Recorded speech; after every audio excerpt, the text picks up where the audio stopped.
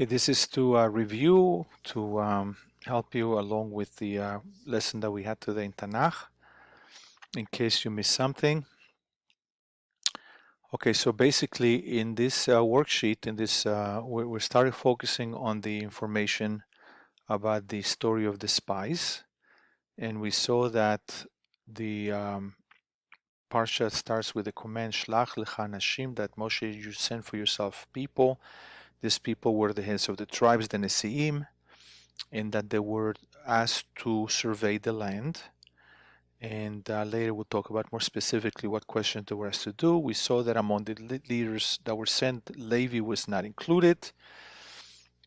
Every other tribe was, and Levi was not because the survey of the land was to facilitate the eventual splitting of the land, for each tribe would get a piece of land, of territory. Levi was not destined to get a piece of land. Instead, they were assigned 48 specific cities. Therefore, it was not relevant to them to be included in this mission. And when it lists the different Nesim, we saw that the name of Yoshua used to be Hoshea. The word Hoshea has to do with save. Yoshua is related obviously to Hoshea with the Yud. So Yoshua's name changed from Hoshea to Yehoshua to indicate that Moshe was praying for Yoshua by adding the Yud, forming God's name Yud Hey at the beginning, that Moshe was concerned that he should not fall into the influence of the other spies, which eventually are going to give a negative report, and we'll see what exactly went wrong with that report. It's not so clear. But Moshe was concerned for Yeshua, therefore he prayed for him. And then finally, we saw that when the 12 Nesiim were gathered and sent into this mission, they were instructed, they were given specific instructions of what their mission was.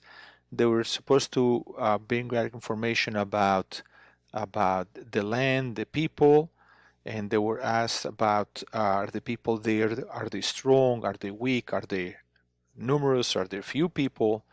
Also, what kind of cities are there? Are those cities fortified cities, meaning cities that are surrounded by a wall?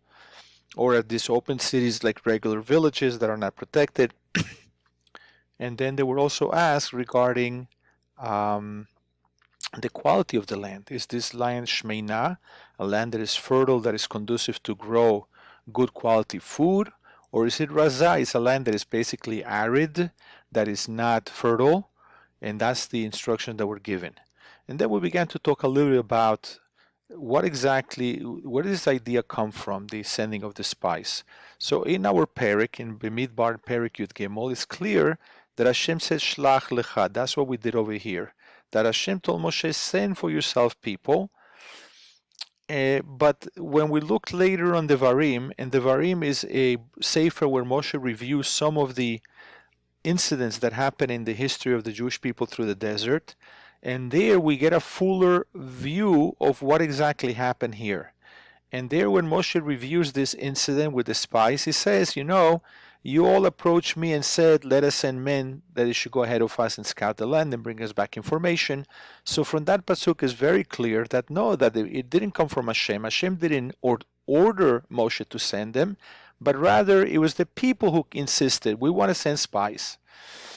So basically, to put it all together, what happened is, the full story is that the people initiated this idea. They're the ones who approached Moshe, but Moshe then asked Hashem for permission. Is it okay for us to send spies? To which Hashem responded, Shlach lecha, send for yourself. For yourself meaning that it is not, as Rashi points out, is not a mitzvah. I'm not commanding you to send it. Rather, ledatcha is if it's up to you, according to your opinion. If you want to send them, you may.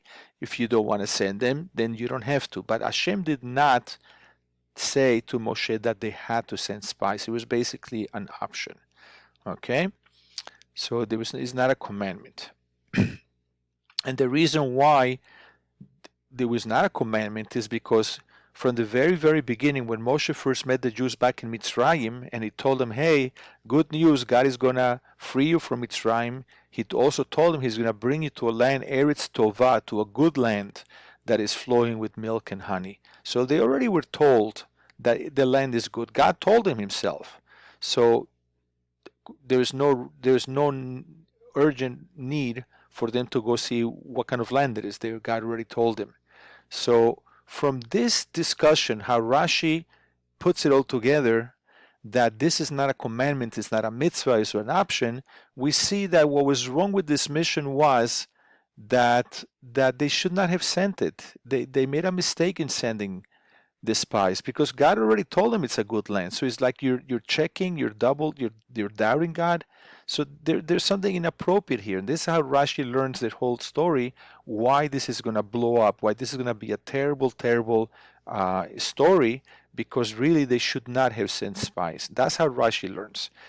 Next time we'll study how the Ramban looks at this, and we'll see other perspectives as to what was wrong with this mission.